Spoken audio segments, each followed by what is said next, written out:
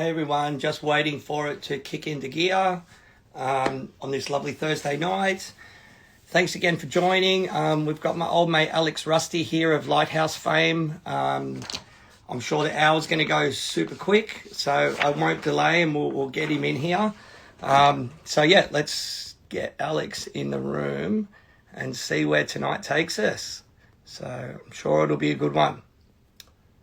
Here we go. All right, mate. So, Alex, you should see through. Hi, everyone. Hi, everyone. Thanks for all the waves. If anyone wants to ask any questions tonight, please do so. All the usual stuff. Some comments. We'll try. And Alex. How you doing? Hey, mate, how are you? Good, good. Cool. Hey, can you just center your head a little bit? Just sort of bring the camera down a nudge. Yeah, or come a bit forward. That's the one. Is that better? Yeah. Awesome, mate. No. Awesome. Just because when the comments roll through. Hey, you like my T-shirt? Oh, yeah. That's a good one. Yeah. I didn't notice. That's awesome. Thank you. You're welcome, mate. You're welcome. So how's your day been? Oh, look, they all sort of blend into one, but they're going pretty quick. I managed to find like somehow I just managed to stay busy the whole time. Like it's just paint constantly, draw constantly. There's all projects. There's all stuff. I was doing some guild stuff, like giving some guys some advice on insurance. There's always stuff. You know what it's like. Yeah. It's when you're at this stage in life and you got a full plate, mate. It is non-stop.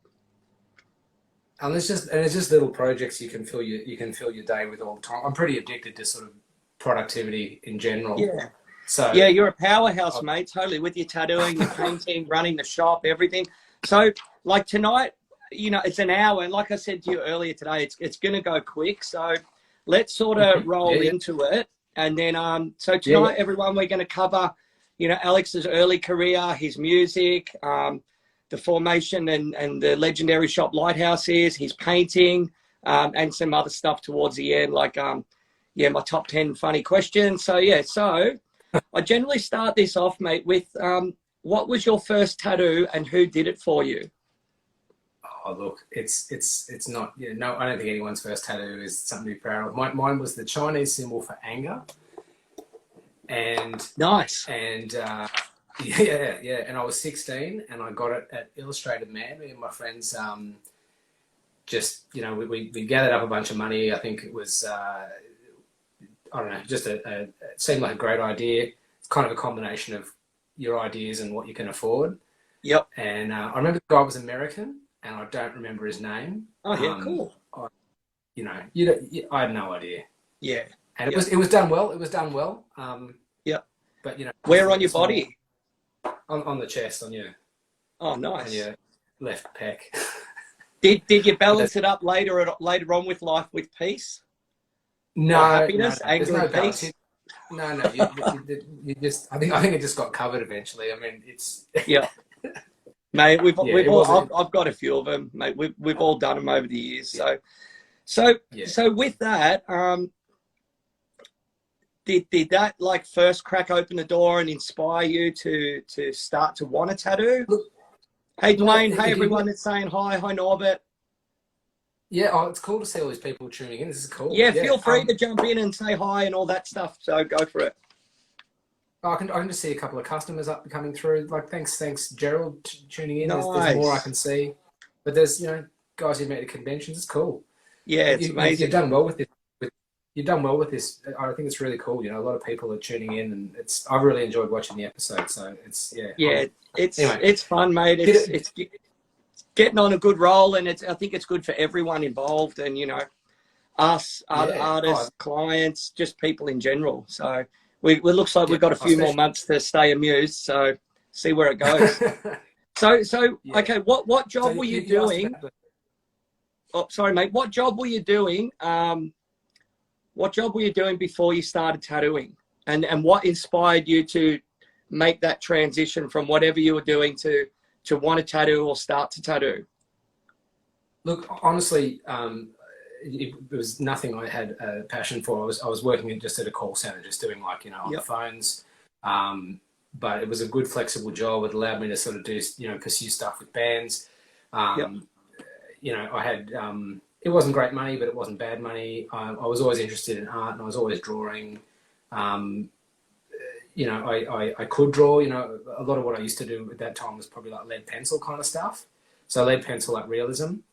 But we're talking, that's a long, it's before I even was thinking about doing tattooing. And then, when the option came up, it was actually because it was so flexible, I could actually kind of, wind down the shifts here and do more work over here, until I felt like I could just jump fully in. And it probably was maybe, I don't know, like a year transition or a year and a half. But I mean, once I was in as soon as I got in a shop, it was like, I'm all in, that was done. Yeah. Yeah. So you mentioned, sorry, mate, you mentioned music. So there was obviously a crossover at some point, and was that helping you, see more tattoos or be exposed to tattooers or get you a client base as well? Definitely. I mean, so being like punk and metal and like, oi, and just going to all these kind of shows and playing in bands and stuff. All the older people had a lot more tattoos than you. You thought that was totally cool. That probably was the inspiration to get, just to get tattooed. I always had some idea that it was just impossible to get in. So I never kind of, from the outside, I never kind of thought, it looked like a cool idea, but I didn't think it was actually achievable. It was much more closed gate kind of thing. It wasn't. I mean, it wasn't until I kind of got to know Kingy just through the scene, through gigs, and we played with Rhys Tattoo a couple of times, and he probably got us those gigs, and that's where it was sort of like, I'm in a safe space to sort of say, hey, I can get.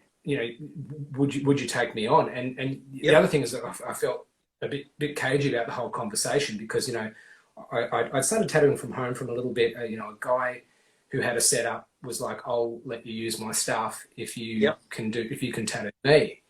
And he was able to get it. He had a dental nurse as a girlfriend, and he was able to get stuff sterilized. So I was sort of like, okay, no, I'm not. This is okay, but this was at the time when people were getting home invaded and having their hands broken. Yeah. And I think there was probably, six or seven shops in all, like from Bondi to Newtown and Parramatta Road. There weren't that many at all.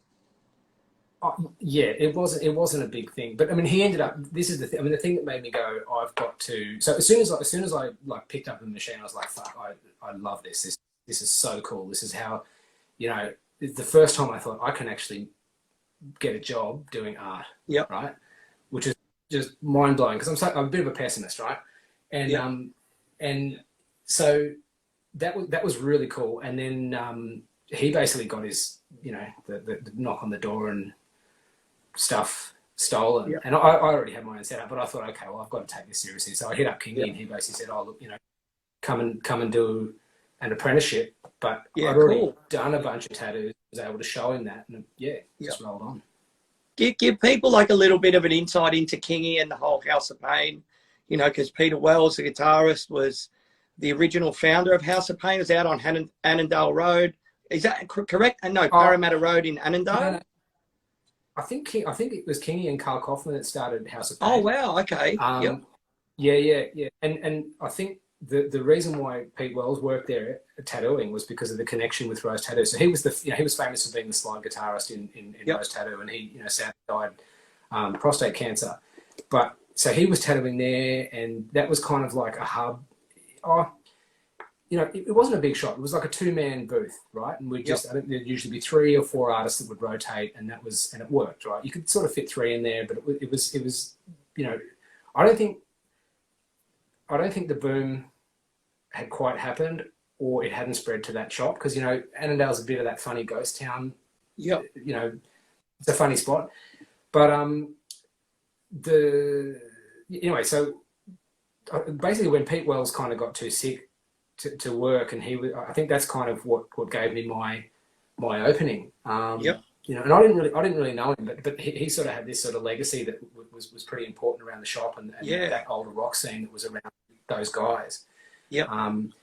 But it was cool because, you know, people like, you know, members of, you know, Dropkick Murphys and Rancid and like guys would want to get a tattoo off him, and he'd go, you know, I remember Lars from Rancid got a rose on his chest, and he's like, you know, I think Pete charged him like $2,000 or something because he just knew, you know, it's that. It just goes, you're cashed up, you know. This is totally, respect, But you know, crazy. I mean, to be fair, it was a good shop. It was a great shop for me, especially to learn, given a lot of freedom. So at that point, like, had you developed a bit of a clientele base or a style, or were you doing a mix of walk-ins, or what style at that point were you sort of focusing on, or were you gravitating towards? Look, for me, I think it would have been like traditional. You know, maybe anything on neo-traditional, but I think what everyone was kind of looking at was that kind of 70s and 80s trad and pretending that's the trad. You know, like I think a lot of people are looking now at kind of stuff in the 20s and 30s but, you know, we were looking at the flash from, you know, Sailor Jerry looked, was probably the oldest thing I was looking at, and guys in that scene were looking at. Like when I look at what Carl Kaufman does now, that's kind of what we were looking at, that kind of look. And I thought that was fucking rad. And that's what I was going for. But in terms of what I was doing, I mean, you get your I got customers from people, you know, like everyone, people you knew, people who, you know, knew your band or knew you, you know, just from the scene. But then also whatever walked in the door. So, I mean, I think I've done, you know, maybe 2 or 3 portraits. I've done, you know, at that time, things that, you know, and they were okay. An all-rounder. You had to be. I mean, I think for that time and that shop, you had to do that. But specialization to the degree that people can do now, it just wasn't really thought of. Like, didn't really exist. Specialization, quite a few. It was an accident. So, like anyone early in their career, you know, they generally start and go and get tattooed by people they admire or people they want to learn stuff from. Like, were you doing that? Who was tattooing you at that point? Oh, look, I definitely didn't go down that road, and I wish I did. I was kind of like, I think I didn't come into it knowing what was kind of good. So you have a couple of names. You know, we knew Johnny Casino, who was the Illustrated Man, and he was doing great, solid traditional, that kind of, in my mind, sort of 80s in the music scene as well. Definitely, you know, once again, you know, played gigs and knew mutual people. I became, you know, fairly good friends with him. He actually did my back, and it's cool sort of stuff. Like, but it really was hearsay. You know, you didn't have.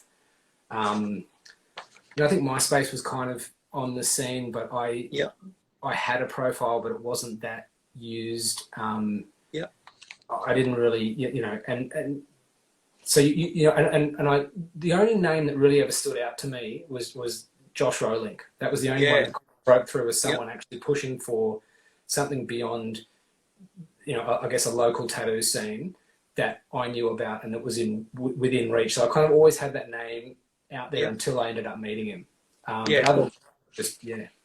You can see the comment that Sam Rules just came through with. Would that be fair? Like, Josh might have been that guy? Probably. I mean, but I think, you know, to be fair, he was also like, he was quite varied at the time as well. Look, I would say it would have been, you know, him and probably, you know, just local guys. So like Johnny Casino would have been who I thought was cool stuff, you know. Obviously, getting tattooed by him, all that stuff. So, like, when we were chatting before, like, I met you maybe 12, 13, 14 years ago at a party at Innovision. And I remember at that time, I think we'd known of each other before somehow or whatever, but you weren't working in Sydney. You were were you working at Westside or doing guest spots up there? I think I went up with the intention of doing a guest spot, and, you know, it kind of turned into a full-time job offer. But I was only up there in the end for about 4 or 5 months because I then got the offer to work with Josh at Tattoo Dharma when I came. You know, cool. But I was sort of going up and back Yep. anyway. So I'd probably come back once a month anyway, just, you know, because Yep. all my family's in Sydney. Yeah, cool. How did that come about? Through Josh and Matt being good friends, or just the grapevine?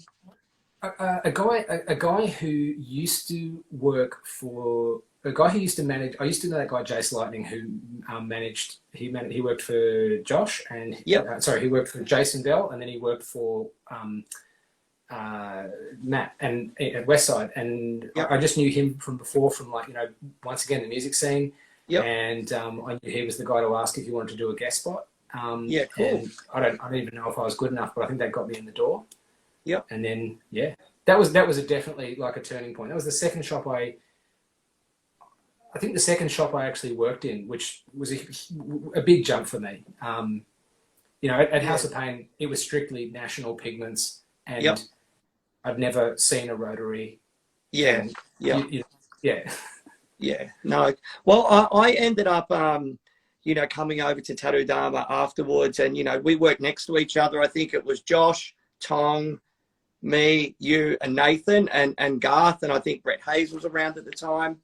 But when I came over there from Innovision, it was like a game changer for me, as far as, you know, you're not so much working in the, you know, and Innovision is an amazing shop and, you know, helped get me where I am today, but you're not so much in the machine. It was a bit more freedom, and it took me a while to sort of readjust. You know, you can have a lunch break, you can run your own diary, all this sort of stuff. And it was, a much more of like a chilled sort of creative environment. I'm sure you maybe found it the same. Exactly. You could definitely fuck that. And the thing is, you can definitely fuck that sort of environment up if you're not motivated enough to, you know, you're not self-starting, you know. And a lot of people, you know, I've seen it, people come into private studios and kind of stagnate because there isn't someone else putting that fire under their ass. But if you're good at doing that, you know, that shop changed. It changed everything for me. And I mean, that's kind of the model that we set up Lighthouse based on, especially at the start. And I mean, I think that was probably the first private studio, you know, that I'd heard of ever in the country, at least. You know, yeah, I think definitely Sydney for sure. And I think, definitely did have a huge impact on, you know, like if you look at that last Time Out top 10 they did a couple of years or so ago, like most of, I think at least 7 of those shops are probably what is considered a private studio. So I think, you know, Sydney's sort of the custom side of it's generally gone that way more than sort of street frontage. But the line between, I guess, what a private studio and a street shop is kind of blurred as well. But, you know, in a way, social media is kind of, you know, it's kind of blurred that, because, you know, people keep using that. I think they're in the habit of using the word walk-in, but what they're really talking about is a last-minute appointment. Yes. Yeah. You know what I mean? And so and so there's this, you know, like, I mean, your shop's a great example. It's well located, but technically it's a private studio, and so therefore you kind of get best of both, you know.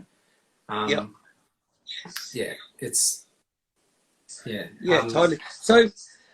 So I was there, I think, 10 or 11 months before, you know, unfortunately what happened to Tattoo Dharma. So after that, sort of, it was, you know, obviously a big shock to everything, and you know, so talk through us then, like, what the birth of Lighthouse was and the formation of everything, how, you know, it went on to develop to become the powerhouse it is now.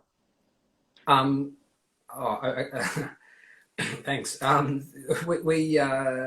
so I think everyone just assumed that, you know, Josh was set to move out of Sydney anyway and do a sort of a part-time thing. And I think everyone, you know, so when Tattoo Dharma ended, he was already, you know, he was out of Sydney. He was done with Sydney. And we all, I mean, I just assumed, like everyone else, that we'd all just, you know, Nathan had set something up and we'd all go work for him. And then quietly, sort of in that little interim period, he sort of said to me, "Oh, you know, do you want a partner?" And I was like, "Yeah, fuck yeah." You know, I didn't think I was ready. You know, I kind of had this idea: you don't open a shop unless you've been in it for 10 years. And I think at that point it might have been 7.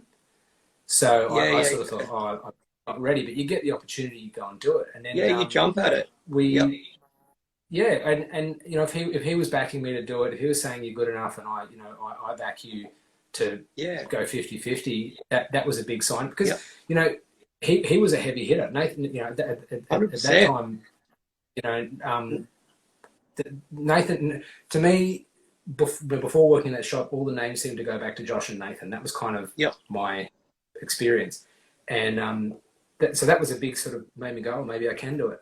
And then we were mainly looking for something that could sort of replicate what was going on at Tattoo Dharma, and obviously accommodate everyone that was going to come with us, which probably ended up being almost everyone. But And what a lot of people don't know at that time was it was so hard to get a tattoo shop because they were getting blown up left, right, and centre. It was near, including Tattoo Dharma. Yeah, exactly. Yeah. But around that time, I think it was either a week before or the week after, that guy got shot out at West Ryde at Pretty in Ink. It was a scary time. Oh, and the thing is, well, I mean, this is before the licensing thing, so in that regard, it might have been slightly easier, but you definitely felt like you were looking over your shoulder with everything you did, and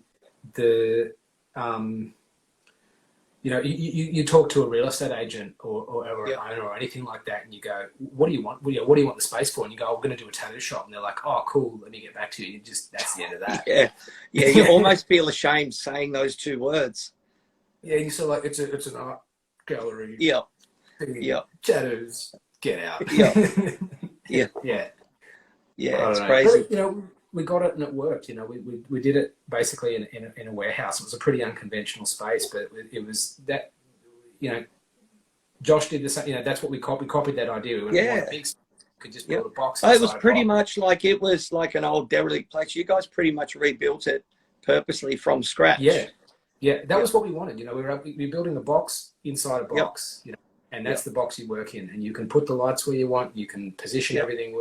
You've got a big space, and we built a workspace for ourselves to work in primarily, rather than to fill with artists. And then that's just kind of organically happened over time because people want to, I guess. But it's you build it. I think if you build it for yourself, and then you utilize that and make something, make good stuff in that space. That's infectious, Oh, totally. And it's so many good people have come through there over the years. You've done like an amazing flash day. I think you had the guys from New Zealand coming over, a lot of people from interstate as well.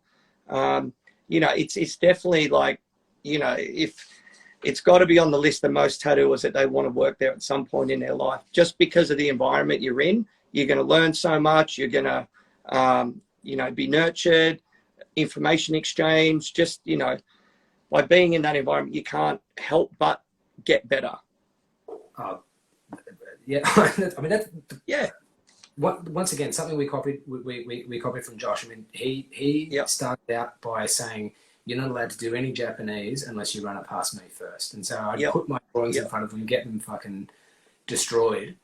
But it made me better. But that was good at Tattoo Dharma. Remember, there was the drawing area, all the desks around each other. Yep. So you'd have your stuff laid out, and it was, it wasn't.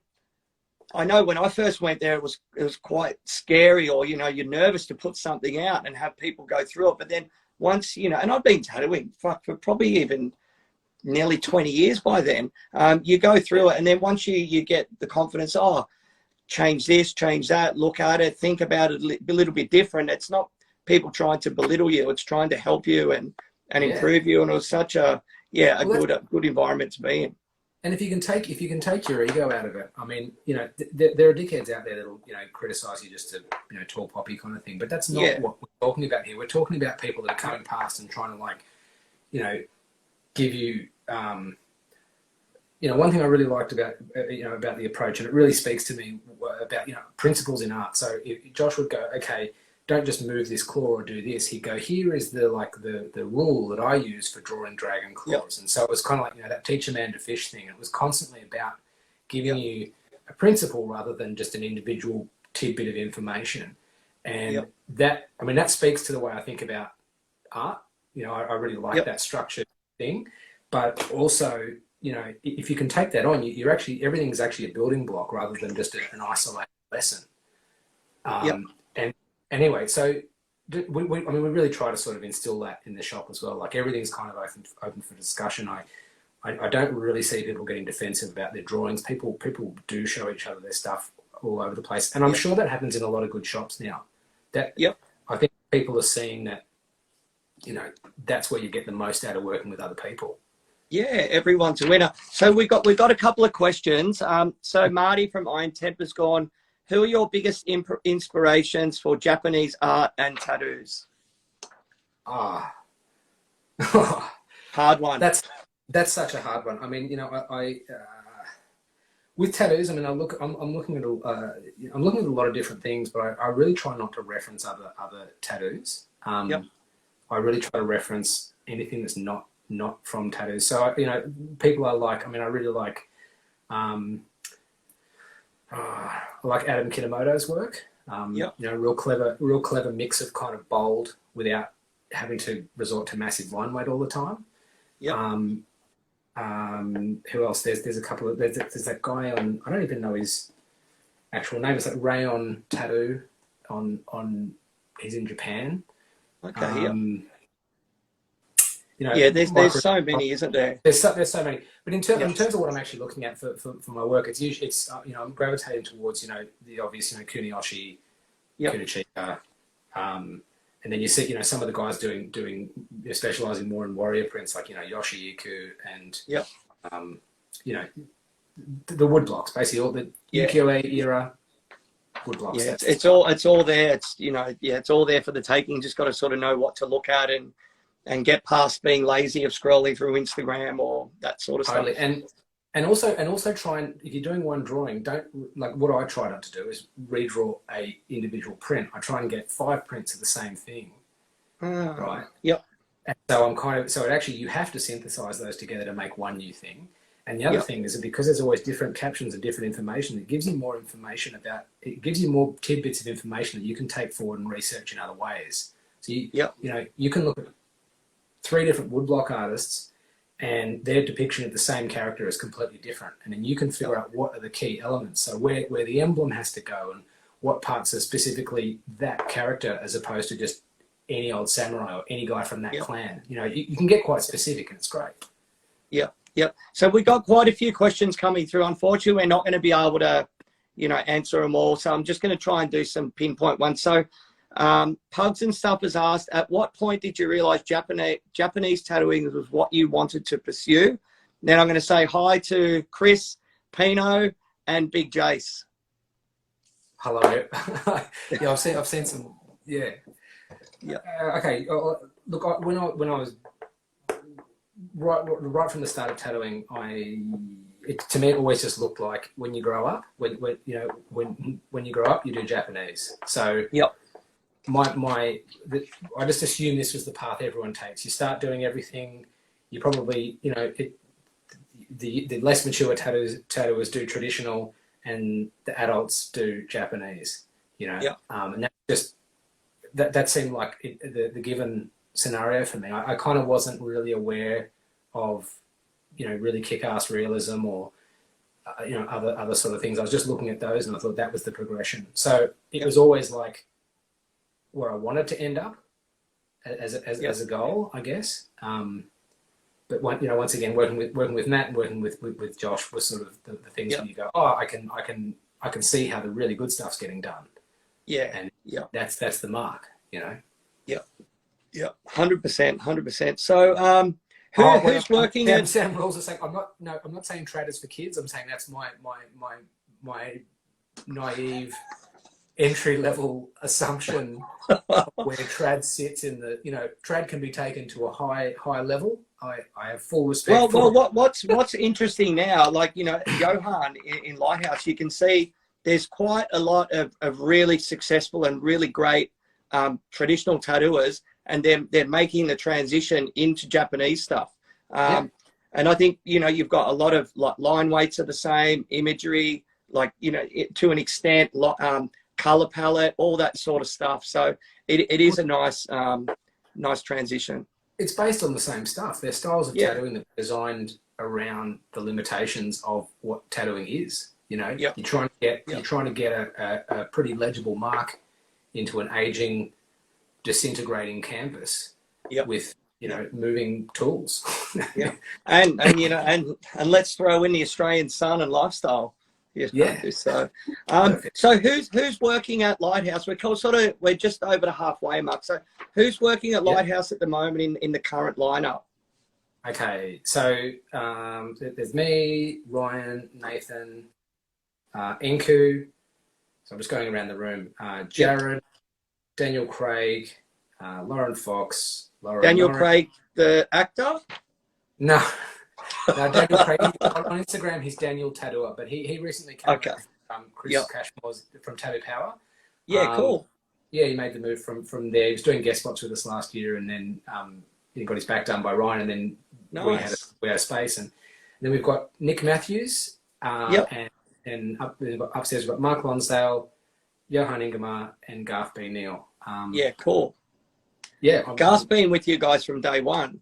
Yeah, he's been fantastic. Like he has helped us. Like, I mean, he had more experience than me, so I was always, even right from the start, he was, you know, probably 10 years ahead of where I, you know, in terms of experience. And I was always like, especially for a long time, and still am really, I'm aware of the fact that he's working for a less experienced guy. So I'm always appreciative of that. And especially since he's kind of got that, like,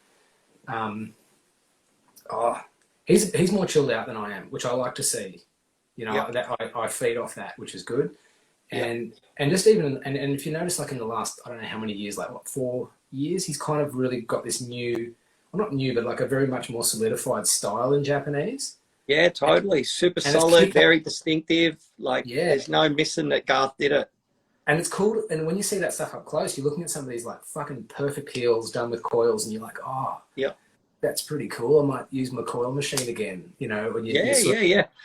I'm going through that phase. Like, you know, I was on swash drives for years for lining, and you know, I'm back on the coils again. And actually, Luke Muller. I forgot one person, and it's our manager, Tegan. There you go. I was thinking of just artists, but no, she's also a pretty crucial member of the shop, especially 100%. Like a good manager, are worth their weight in gold. Yeah. So there's so many things that like I used to just kind of do and feel maxed out all the time, and I can actually palm them off to someone who just takes care of it, and a lot of things get thought of, you know, that I don't have to, and it's great. Yeah, amazing. Yeah, I was saying, so Luke Muller's building these rheostats, and I'm going to try going back old school and tattooing off the battery again, and you know, get super technical again. So, all right, so we'll move along because we're probably not going to cover everything tonight. So another thing you're known for, apart from amazing Japanese style tattooing, and you know, one of the owners of Lighthouse, is, you know, you're an amazing painter and incredibly prolific. So can you give us a little bit of a insight where, you know, what was painting just for flash, and then it just evolved into prints, and now into these epic style pieces that you're doing? Nice question, Sam. Hey, Sam, don't hold back. No, just give it to us. So I mean, look, I was always just prolific. So like even you know, House of Pain, I was just filling up. Yeah, it's kind of just this thing where it's like, if I'm not doing something, it's like I'm wasting time. That's always the feeling I have. Yep. And so I was filling up sketchbooks. You know, I'd be like that thick, and it would just be, it was on watercolor paper, and I'd, you know, be using watercolor pencils or whatever, and just fill them up. And then, so I've just always been doing that stuff. And then when I came to Tattoo Dharma, I saw, he was, so, you know, obviously you're painting flash sheets and things like that, but he had, you know, enough to do actual shows of like, you know, A1 type, you know, pieces of, pieces you can sell. And, you know, that was, I don't know, from then on, and he kind of had this advice. He said, like, just make sure, you know, never, always make sure you got something on the go. So now I just have, like, I always make sure there's always at least two or three things on the go. And that means whatever mood you're in, whether it's like to start something or to work at the middle point or to do some outlining, there's always something you can pick up and just catch that bit of inspiration, rather than going, oh, I'm in between paintings, I've got to start something. You might not feel like starting. You might feel like just filling in some color, you know, and you want to be able to catch that, you know, so that you can be productive all the time. I'm just smiling at the comments, mate. What are we saying? So with that as well, like, can we get a little bit of insight into, because obviously a lot of people are bored now and they might want to try something new. So what's your process like? What's the paper you're using? What are your favorite inks, your brushes? Okay, so 300 GSM arches is the go for me. I think, you know, sheet paper is demotivating. You know, as soon as you fuck one part of it up, you're not that keen to finish the piece. So that paper's really forgiving and nice. In terms of brushes, I just like cheap synthetic kind of ones because they hold their point a bit longer. I think, you know, I'm painting with brushes that from are the $2 shop or from the art store? $6 from the art store. Oh, nice. Hey, Sydney Art Store's amazing here, isn't it, in Botany? Yeah, that's a good one. And also Pigment Lab in Enmore, they guys got good recommendations. You know, that's probably where I've been buying most of my stuff. But yeah, Sydney Art Store's good. And then the inks, I'm basically just using those Aerocolor by Schmenke. Thanks, Enku. Sorry, I just... It's not even real. The Aerocolor by Schmenke for all the colours, and then the black is just Winsor & Newton Black Indian. So, yeah. Yeah, nice. Yeah, we got Dwayne in here, we got King Street, we got Danny, we got Cliff, we got Ryan, Mitch. Hey, everyone, thanks for joining. So with all that as well, sorry to cut you off, like, what's the process? Are you sketching stuff first and blowing it up and tracing it on the paper, or you sketching it out and then lining it? Sketching on the iPad. It's just too efficient not to use. And then, sketching on the iPad, and then I would photocopy that up, and then that's the basic outline. But then things like all the detail, you know, anything smaller than like that, you draw on the painting. Nice. Yeah, I only just found recently, Cole showed me something on the iPad that if you use the right thing, you can actually print it out to size on the photocopier, and it sort of comes right up. It's really nice to see you getting a lot of love and support from the crew tonight. It's nice. Yeah, they got you back. My volume. Ink is trying to make out like I've got some kind of weird perversion. There's various things happening here, which I can only appreciate as affection. It is. You know, it's totally a loving affection. So just for example, say something A2, say like a warrior that you do A2. How long would that roughly take you? I know it's hard to say exactly, like a couple of weeks, doing a little bit a day, or a couple of hours a week. That'd probably take, you know, when I'm not tattooing, it's be like a couple of weeks. That's pretty much working on that and that alone. But you know, like I'll show you one. I'm working on this one. This is a commission right now. Oh yeah, cool. So that's Benkei, and obviously I've got to get in and do. So that's, I don't know. There's a fair bit I'm probably, I don't know, I'd say 70% on that one. And how many hours deep do you think you're on that? I find it really hard. I find it really hard to calculate. But it's probably. I'm just trying to think when I started it.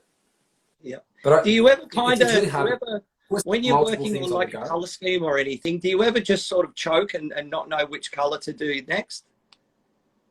Oh, I always test it. So I always test it on a little bit of paper, and there might even be like I've redrawn a section to make it a truer text. Nice. But that's the thing I was saying before. There's always multiple things on the go. So, and I would hate to. So when I'm nearing the end of this one, I'll make sure I'm starting the drawings for the next two. Yeah, cool. Yeah. You know, so when I finish this, I'm immediately able to pick up the next thing, and I never have to like stop and fuck around with printing or go, oh, there's some part in the process I can't do that holds it up. Mate, what we're going to do, we're going to roll on again with some more, because we'll end up getting bogged down on all this lovely chit chat and comments from the crew. So we've both been involved in you know, dedicating our time and helping the tattoo industry. You know, we're both members of the Australian Tattooist Guild and the PTAA. What's your role in the guild at the moment?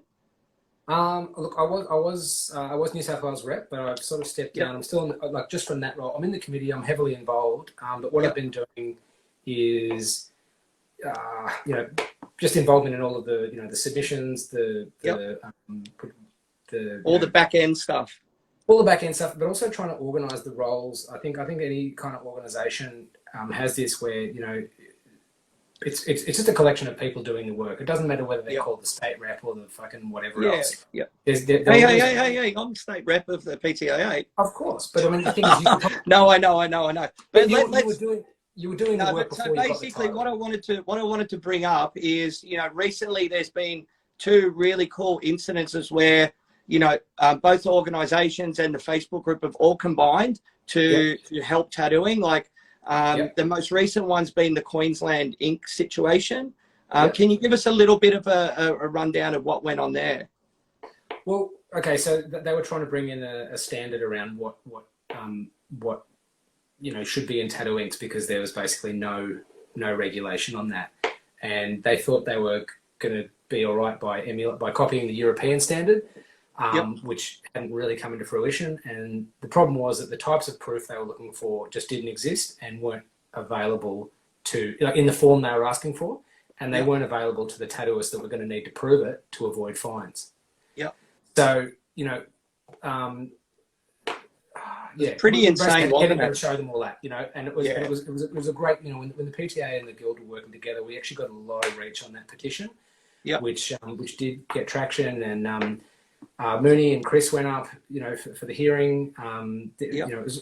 Everyone actually kind of put in a lot more than I think people kind of think is going on. It's a lot of time. So off the back of that, like Henning's just got on. Hi Henning, hi Mooney. So with that, were you in contact with Henning and the guys from Europe to get some idea what was happening over there? Yeah, so we asked Henning, and he kind of gave us some general advice, but put us basically in touch with the guys that started the Save the Pigments thing in Europe. And then we ended up talking to most of the good information came from Michael Dirks, who is like, he's probably the only person you could technically call a tattoo pigment chemist, strictly. Like that's his job. And he's got a really good understanding about what kind of conferences are happening in Europe around, the real, like the chemistry and the detail, far beyond the understanding that Queensland Health actually understood, like their understanding of the ink. And it was great to kind of get that level of understanding. But once we brought him on in the conversation, I felt like that was a real turning point in being able to provide more useful stuff. But, it's ongoing. Queensland will come up with this stuff again, and we'll have to re-engage with where they're up to, Yeah. And that's something that I think, mate, generally I've been that way in the past. Like when something comes up that affects tattooing, you just kind of like, you just bitch and moan. But there's a lot of people behind the scenes that put in like their time for free and, fight this sort of stuff. So, this is a prime example of the two organisations working together. So any tattooers here in Australia that are working, I kind of would like you to think about joining one or two of these associations. It's a tax deduction and it helps us, do what we do. It's not even about the money, because no one's getting paid. No, of course not. But unfortunately, you have to sell it to people like that sometimes. Yeah, and the other thing is that it doesn't count for anything unless there's in the eyes of government or regulators, unless there's a price tag on it. But what it actually helps is if you say I represent like this number of paying members, it gives so much more weight when you're dealing with regulators. For sure. Who are looking, they're going, what makes you credible? And it's.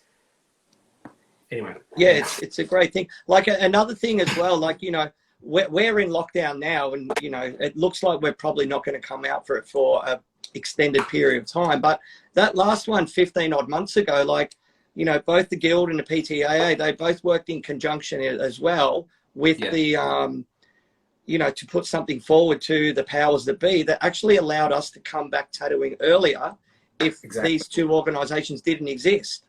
I mean, look, and the proof's there, like the dates the dates of the resumption dates, like we were in the same category as, way down the line in New South Wales, but the dates of resumption got moved forward directly in line with the work we were doing with the various state, we're in New South Wales, it was, we're in New South Wales doing work getting, the resumption date in Queensland moved forward, and then we're working with New South Wales, and there was work getting done, and it was, I reckon, in some cases up to a month earlier, which is that's amazing, man. That makes such a huge difference. Like, this one's going to be tougher than the last one. So all right. Anyway, so moving on again. Like, I know yourself and a few of the other guys. This is something interesting to younger artists or or people that aren't sponsored. Can you talk us through who sponsors you and what all that means and that sort of stuff? Oh, look, I mean, sponsorship, it's not something I've sort of chased, but I think like there's so I've got Solid Ink, and then just recently Lotus Needles, and then Vlad Blad in Russia have sort of reached out, but Nice. I'll go through them. So you know, people notice that I've been tagging Iron Tempera a lot. I'm not really sponsored, but that guy's gone to great lengths to kind of support our business. 100%. He's actually the one who put us in, you know, he probably you know, he that's a supplier with Marty. I think his heart's definitely in the right place for tattoo supply. And you know, I respect what he's doing, but also, you know, he just personally, like he probably is responsible for me getting in touch with Vlad Blad and Lotus. So, you know, he does what he can. Also, as well, the guy's getting a bodysuit from Horitoshi. You know, like that's fucking cool. Insane commitment. You know, going to Japan and his heart's definitely in the right place. You see the yellow in his leg, and it's like, you know, it's pretty powerful. Like that's a hard color to get that strong in, you know, we'll say, you know, mid-tone Filipino skin. It's like it's very, very strong. That's cool. You know, that's where it's at. Saturation. Yeah. But, all right, so any sort of, like, we've coming up to a bit over 10 minutes left. So if anyone wants to ask any questions, now's a good time before I run into my top 10. So any shout outs you want to give out to, or actually just give it, what's the structure of Lighthouse now? Because I know it was you and Nathan. Now I believe it's you, Nathan, and Ryan. Is that correct? Yeah. Well, before I move on to that, I just want to thank, I just want to thank Solid. They've been continuously supportive. And during the last lockdown, when, you know, so much of the world was in lockdown, Federico Ferroni was going around buying, you know, top dollar commissions off artists on his roster and not on his roster, just pumping money back into the industry, trying to give back. Amazing. That was really cool, you know, and just in terms of the way, I guess the level of sponsorship we get is fucking great. You know? Anyway, you're asking about the structure of Lighthouse, or what was the? Oh, like what? Because it was you and Nathan originally, and now Ryan's involved.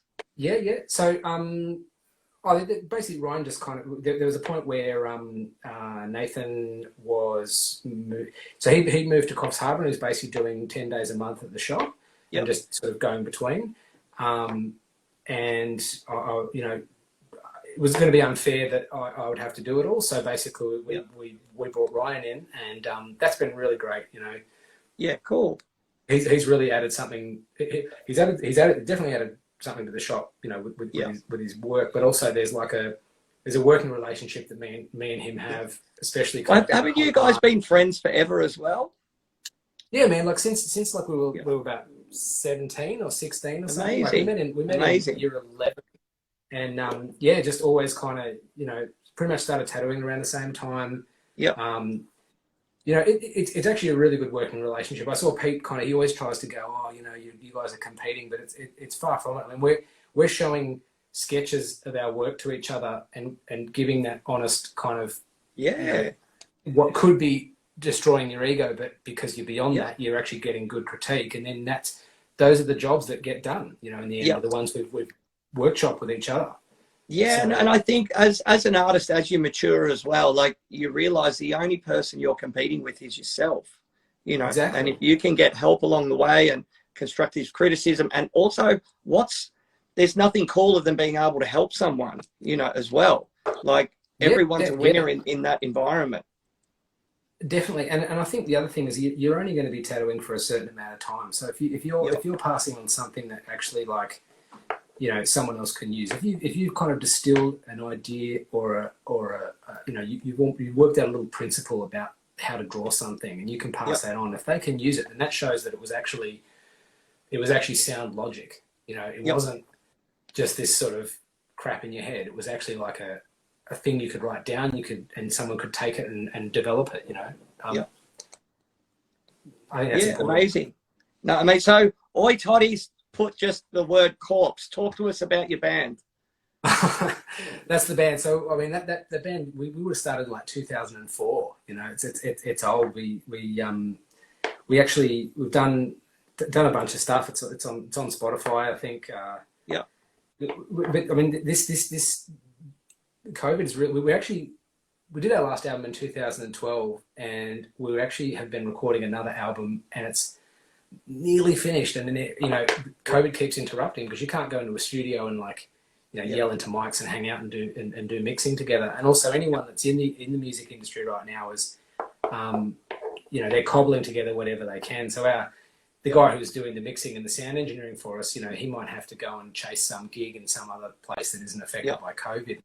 It's really rocked the timing on that. But it's nearly finished, and it looks like there's labels keen to release it. Well, it should be out hopefully next year. Yeah, amazing. And mate, touching on that's the entertainment industry, pubs, clubs, all that sort of stuff. Everyone involved in that, they've copped it so hard, throughout this time. And this one again, we're fortunate. We go back to tattooing's definitely having a moment in the sun when you come back to work. Unfortunately, these other industries aren't, and they're suffering greatly. Oh, totally. And I think one of the other one of the other things that we have in our favor, and it's obviously tattooing is the coolest version of it's obviously the coolest version of what's it's cooler than painting, but people have actually, it's really inspiring to see how people have diversified and figured out how to be make a bit of money or just stay productive and do all these other things. It's like a lot of I reckon there'd be people who leveled up over the course of the lockdowns, both of them, and that's worth something. You can't get paid at the maximum level all the time in a creative career. You've got to actually do some career development, and that some people have taken the opportunity. And it's cool to see. this is the time, and I hope those that are out there, even though people are suffering, just try and use it to your advantage. So Sam Rules has said, please share one of your wildest customer stories. And it can't be my mate Carlos when I used to tattoo him next to you at Tattoo Dharma. That wasn't too wild. I mean, he was a pretty excitable, gay dude that was pretty keen to figure out who was a fan in the room. But he obviously came to the right place. He was harmless, No, I know. Carlos is amazing. I've gone on to do a back piece on him, and he's been tattooed by quite a lot of people now. It's good. Yeah, that's cool. You get those relationships. I'm just trying to think. I mean, anyone out there in TV land want to the wildest remind stuff, Alex? There's when I was tattooing at House of Pain. You get a lot of sort of hectic kind of types. We were pretty near, the hectic guys, and we were pretty near. I think there was a brothel, maybe a couple of doors. So you get kind of people pre or post, whatever they were doing.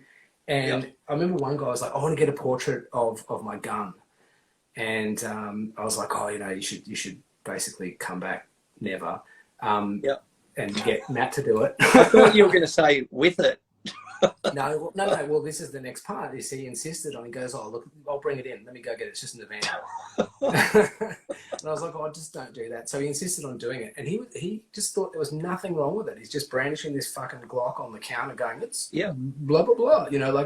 That's unthinkable today with cameras that have just give me a minute, mate. I'll just put that on the photocopier. I'll be back with you in a minute. Well, that's what he was sort of thinking. He was like, I'm helping you. I'm helping you by bringing this in. I mean, imagine that happened these days with the amount of cameras you've got to have. Mate. Yeah. It's insane, isn't it? Insane. All right. So, any future plans after lockdown or anything? I know, just probably get back to work. Yeah, I mean, look, we are looking at expanding, but it's obviously put a bit of a dampener on that. But there'll be more to report on that in probably the coming months. But yeah, cool, awesome. Well, that'll be exciting.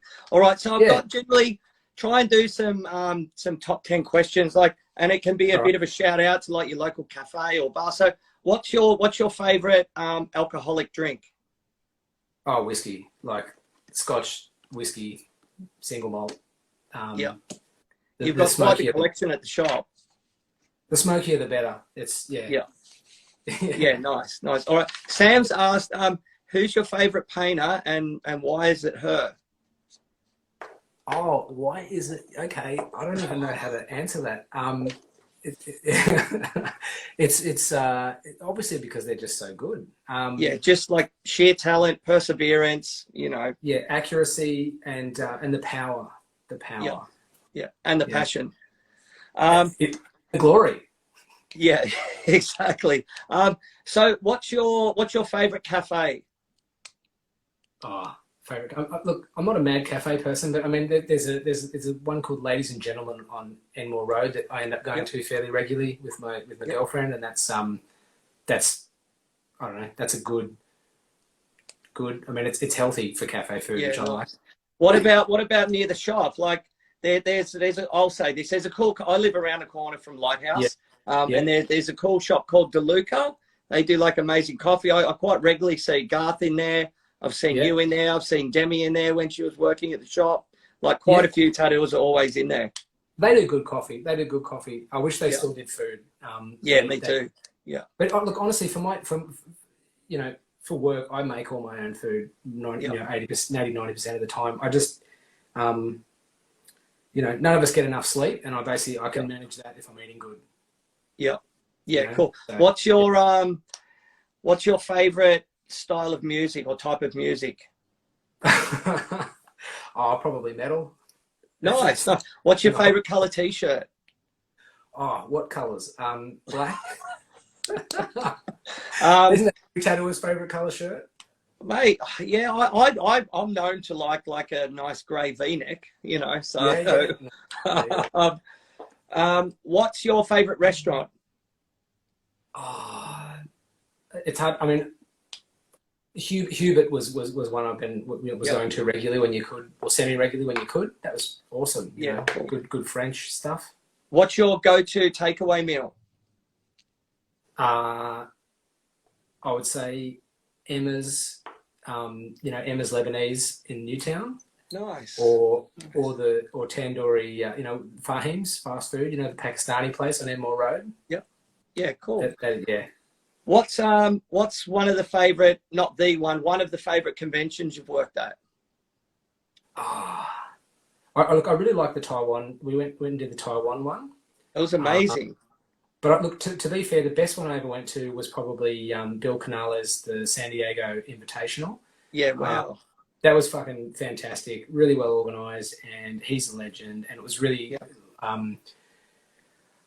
what he did that was really good. It wasn't like get 1 million people through the door. It was like, this is set up to get a whole bunch of people that are really interested in the best end of tattooing. And so he really kind of made it appear like an elite thing, and it attracted a lot of kick-ass customers, and you felt special for being there. And that was a good vibe, that one. Like, when you want that, amazing. You want that mix of being comfortable, but also a bit intimidated by being there. And that's what that had, that's exciting. Cool. Yeah, amazing. So Chris Parra's just asked, what's your favorite tattoo machine? Look, me, it's most of what I'm using is like Aaron Kane's. Yep. Or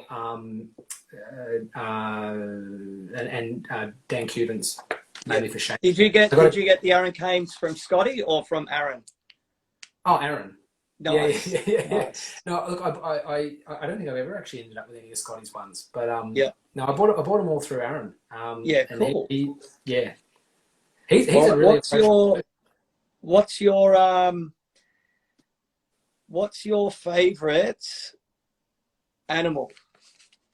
Oh fuck.